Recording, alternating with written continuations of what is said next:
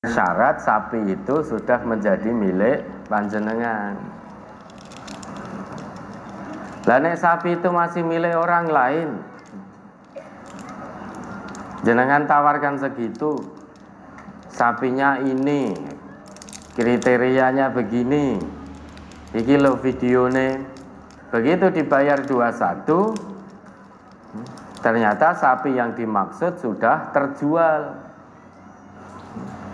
Sehingga jenengan mendatangkan sapi yang berbeda, kebetulan kualitasnya di bawah yang jenengan tawarkan sebelumnya, maka itu tidak boleh menipu itu jual belinya, kecuali disusuli dengan omongan, wah sapi wingi wis kedoli marai rung tak DP kan itu. Tapi iki yo enek sapi meski kualitasnya di bawahnya, neng tetap 21 juta ya. Nah kalau mau ya boleh, monggo silahkan. Nah, ini tadi yang disampaikan kulaannya dengan uang pekorban. Berarti sapi itu belum sepenuhnya menjadi milik panjenengan, itu masih miliknya orang lain. Apa ndak boleh kita menawarkan? Boleh. Kita menawarkan milik orang lain itu boleh. Tapi nanti nek dipesen tenan, yang didatangkan juga harus yang ditawarkan. Kalau yang didatangkan beda, maka penjual tadi harus memberitahu pembeli bahwa sapi ini bukan sapi kemarin yang saya tawarkan. Karena yang kemarin sudah laku. Karena saya hanya nawake, itu belum milik saya. Ya, kalau titip beli, maka teknisnya seperti yang sudah dijelaskan tadi, wong titip beli. Biar tidak kebingungan bagaimana sisanya, maka Bapak harus meminta keikhlasan semua pekorban sapi yang kolektif tadi. Kalau ada sisa itu untuk diberikan, dihibahkan menjadi milkiyah kepemilikan individu. Atau kalau sapinya semua sudah terbeli, masih ada sisa, karena ini sistemnya titip beli, maka sisa uangnya juga harus ada keikhlasan. Misalkan digunakan untuk operasional panitia, dan insya Allah titip kepada kita itu insya Allah kelebihannya sudah diikhlaskan, namun perlu diperjelas lagi. Ada lagi? Di suatu majelis berkorban 5 ekor sapi untuk 35 orang peserta. Sapi tersebut dibeli oleh salah seorang panitia dengan harga yang berbeda-beda. Misalnya, sapi A harga 23 juta, sapi B harga 22 juta, sapi C harga 21 juta, sapi D harga 20 juta, sapi E harga 19 juta. Jumlah harga 5 ekor sapi 105 juta. Yang saya tanyakan, bagaimana cara membayar iuran dari peserta kurban tersebut? Apakah A dibagi rata, yaitu 105 juta 35 peserta, sehingga iuran setiap peserta 3 juta, atau B setiap ekor sapi dibayar oleh 7 orang peserta, sehingga iuran dari peserta kurban menyesuaikan dari masing-masing harga sapi tersebut. Misal, sapi A dibayar oleh 7 peserta, yang tadi harganya 23 juta dibagi 7 memperoleh harga per A orang 3.286.000 rupiah. Kemudian sapi E dibayar oleh 7 peserta, harganya sapi tadi 19 juta dibagi 7 sehingga per orang 2.715.000. Untuk itu mohon tausiahnya. Kedua-duanya boleh, mau dibagi rata 3 juta semua itu juga boleh. Per sapi dibayar 7 peserta dengan iuran yang berbeda itu juga boleh. Tidak harus sama iurannya, yang penting orangnya maksimal 7 orang. Kedua teknis yang ditanyakan tadi itu boleh semua dilaksanakan.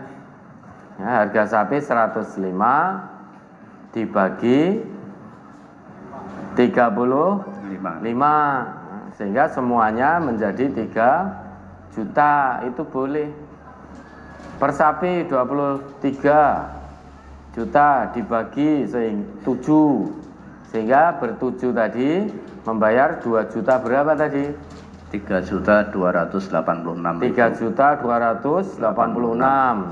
Satu sapi karena lebih murah dibayar 7 orang, tentu tidak sampai 3 juta, itu juga boleh.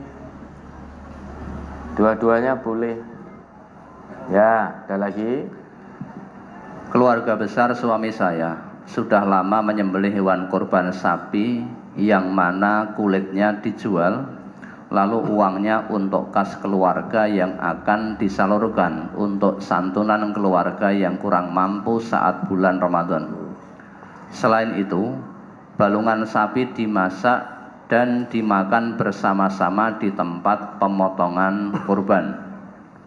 Suami saya mau mengingatkan agar tidak memasak balungan tersebut, tetapi saya larang karena mereka banyak yang sudah senior dan ilmu agamanya lebih mumpuni. Selain itu, dulu sudah pernah diingatkan jangan menjual kulitnya, tetapi tidak digubris dan terus berlanjut. Apakah saya keliru jika melarang suami saya mengingatkan mereka, Ustaz? Maksud saya supaya tidak terjadi perdebatan karena mereka beda pemahaman dengan kita. Ya, tidak keliru. Ya. Betul-betul saja jangan mengingatkan suami. Kulit kok dijual, kulit korban jangan dijual. Karena perintah dari Rasulullah, wastamti'u bijuludiha wala tabi'uha, kan begitu. Manfaatkan kulitnya, jangan kalian jual. Lah ini dijual, kemudian uangnya untuk kas keluarga. Nah nanti untuk sedekah atau membantu keluarga yang lain ketika di bulan Ramadan, untuk melakukan satu amal soleh, jangan dengan melanggar aturan agama juga. Sedekah membantu itu amal baik, tetapi menjual kulit hewan korban itu berarti melanggar larangan, karena Rasulullah yang melarang. Maka ibu ingatkan suaminya, itu sudah betul. Perkara kemudian suaminya tetap melaksanakan itu, ya sudah, nanti urusannya dengan Allah. Yang penting apa yang dari Rasulullah sudah ibu sampaikan. Terlepas dengan saudara-saudara muslim lainnya yang berbeda pemahaman, ya monggo kita tidak saling memaksa. Mungkin saja beliau-beliau memang sudah tahu dasar hukumnya dalam agama, sudah tahu dalil dalam agama, maka kita saling menghormati. Nah, karena kita belum tahu dasar hukumnya, maka kita tidak melakukan karena belum tahu. Mungkin saja beliau-beliau sudah mengerti, Lana a'maluna walakum a'malukum. Ya, ada lagi.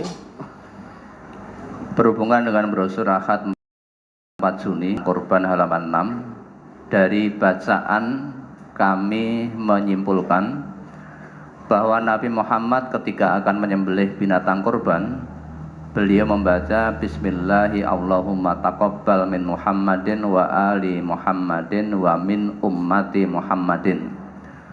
Lalu bacaan apa yang harus saya ucapkan kalau mau berkurban? Karena kalau saya berkurban tidak disembelih sendiri, tapi diserahkan kepada panitia kurban. Kalau Nabi menyembelih hewan kurban, beliau memang mengucapkan itu. Atau Bismillahi wallahu akbar, hada anni wa an ummati man lam yudhi. Ini dariku dan dari umatku yang belum bisa berkorban. Nah, kalau kita mau berkorban, apa yang harus kita ucapkan? Wong kita tidak menyembelih sendiri. Ya sudah, pokoknya korban. Apa yang harus diucapkan? Ya sudah, bismillah, pokoknya saya berkorban dalam rangka bersegera memenuhi perintah Allah.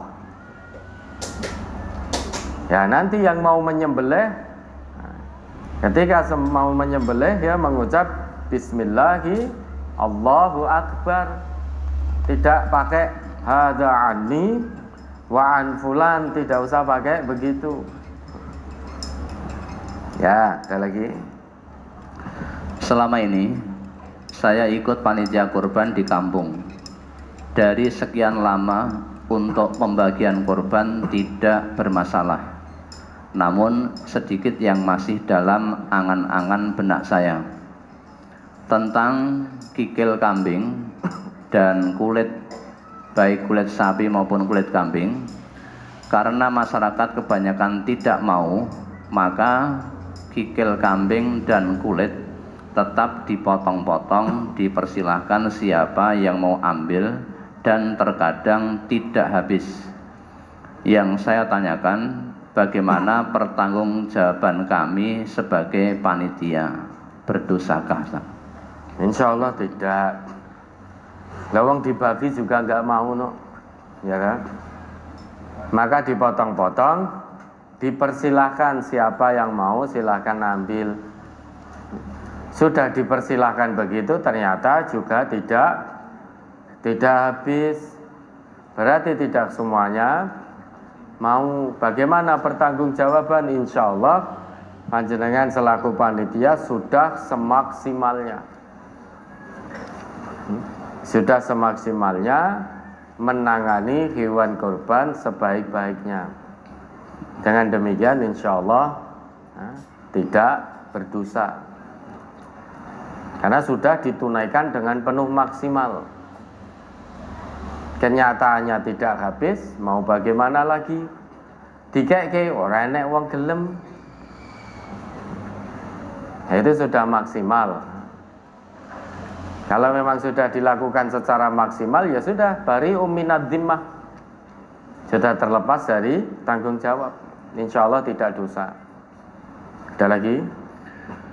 Kurban sapi yang tidak memiliki tanduk, apa sah? Syaratan, sapi tersebut dari lahir memang tidak mempunyai tanduk sampai besar, Ustaz. Boyo sing enek tanduke. Ya.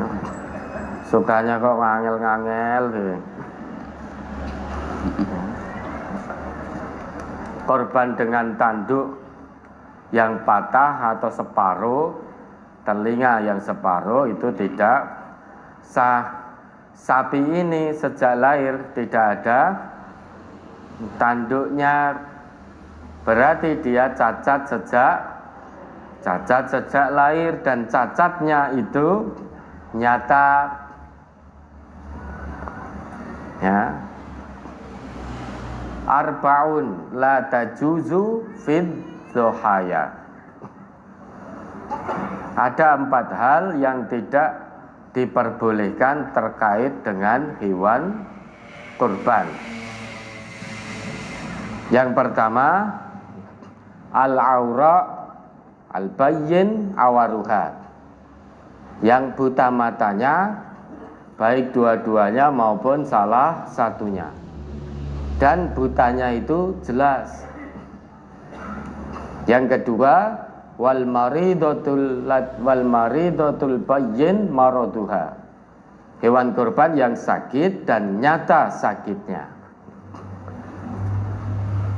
Nek ora ketok lara ya ora apa-apa kan itu. Tapi kalau jelas sakitnya itu ndak boleh. Kemudian yang ketiga, wal arja'ul bayyin dhala'uha, yang pincang dan nyata pincangnya. Yang keempat, wal kabirah allati la tungki, yang sangat sepuh, sangat tua. Mosok kewanok sepuh. Pengen basa krama keliru malah. Hewan yang sangat tua sehingga tidak bersumsum atau ya tidak ada sumsumnya, itu tidak boleh. Lah ini kaitannya dengan tanduk. Dalam hadis yang lain, Nabi ngendika tidak diperkenankan berkorban bi'a'dhabil qarni wal udhuni, dengan tanduk yang patah ataupun kuping yang tinggal separuh. Lah ini tanduknya tidak ada sejak lahir. Maka kalau memang masih bisa berkorban dengan yang masih utuh tanduknya, maka silahkan lakukan itu.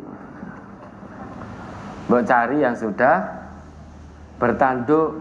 Oh ini hewan piaraan. Nah, sapi dipelihara sejak kecil. Sapi cilik itu namanya apa? Berarti itu anaknya sapi. Anaknya pedet? Anaknya pedet apa? Oh, putune sapi. Sudah dipelihara sejak kecil.